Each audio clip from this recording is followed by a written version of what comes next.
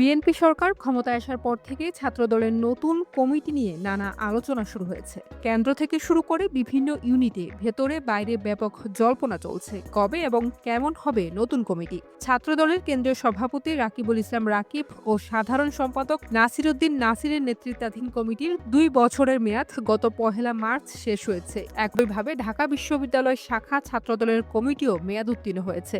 ২০২৪ সালের ১ মার্চ গণেশচন্দ্র রায় সাহসকে সভাপতি এবং নাহিদুজ্জামান শিপনকে সাধারণ সম্পাদক করে যে ৭ সদস্যের কমিটি ঘোষণা করা হয়েছিল সেটিও ১ বছরের বেশি সময় পার হয়েছে।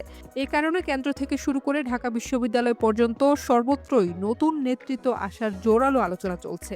অনেকের মতে ছাত্রদলের কেন্দ্রীয় নতুন কমিটি গঠনের প্রস্তুতি প্রায় শেষ পর্যায়ে এবং ঈদের পরপরই যে কোনো সময় ঘোষণা হতে পারে।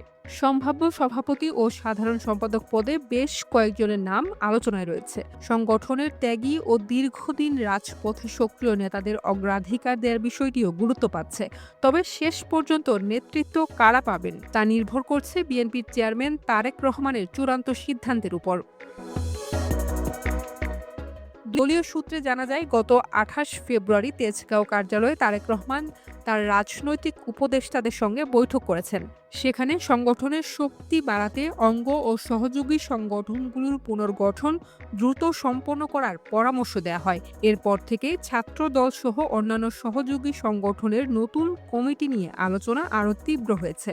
সভাপতি পদে আলোচনায় রয়েছেন বর্তমান সাধারণ সম্পাদক নাসির উদ্দিন নাসির, সিনিয়র যুগ্ম সাধারণ সম্পাদক শ্যামল মালুম, সহ সভাপতি জহির রাহেন আহমেদ। এছাড়াও আলোচনায় আছেন এজাজুল কবির রুয়েল, রিয়াদ রহমান, মঞ্জুরুল আলম রিয়াদ, এইচ.এম. আবু জাফর, খোরশেদ আলম সোহেল এবং শাফি ইসলাম। সাংগঠনিক সম্পাদক আমানুল্লাহ আমানকেও এই পদে অন্যতম শক্তিশালী প্রার্থী হিসেবে দেখা হচ্ছে। অন্যদিকে সাধারণ সম্পাদক পদে আলোচনায় রয়েছেন যুগ্ম সাধারণ সম্পাদক মমিনুল ইসলাম জিসান, মুস্তাফিজুর রহমান, শরীফ প্রধান শুভ, ফারুক হোসেন, মাসুদুর রহমান, মোহাম্মদ বায়জিৎ হোসাইন, সাবেক ঢাবি ছাত্রদল নেতা আরিফুল ইসলাম সহ আরও কয়েকজন। পাশাপাশি আলোচনায় আছেন রাজু আহমেদ, নাহিদুজ্জামান শিপন, তরিকুল ইসলাম তারেক হাসান মামুন এবং তথ্য ও গবেষণা সম্পাদক মাহমুদ ইসলাম কাজল। তবে দলীয় অভ্যন্তরীণ সূত্রে বলা হচ্ছে, সভাপতি ও সাধারণ সম্পাদক উভয় পদেই সবচেয়ে বেশি আলোচনায় রয়েছেন আমানুল্লাহ আমান। তিনি আগে ঢাকা বিশ্ববিদ্যালয় ছাত্রদলের সদস্য সচিব হিসেবে দায়িত্ব পালন করেছেন। গত ৮ মার্চ বিএনপির ছাত্র বিষয়ক সম্পাদক রকিবুল ইসলাম বকুল এক অনুষ্ঠানে জানান, খুব শীঘ্রই বিভিন্ন বিশ্ববিদ্যালয় শাখার নতুন কমিটি ঘোষণা করা হতে পারে। তার এই বক্তব্যের পর থেকেই সম্ভাব্য নেতৃত্ব নিয়ে তৃণমূল পর্যায়ে আলোচনা আরও গতি পেয়েছে। পদ প্রত্যাশী নেতাদের ভাষ্য অনুযায়ী যারা দীর্ঘদিন আন্দোলন সংগ্রামে সক্রিয় ছিলেন তাদের মূল্যায়ন করে কমিটি গঠন করা হলে তৃণমূলের নেতাকর্মীরা সন্তুষ্ট হবেন।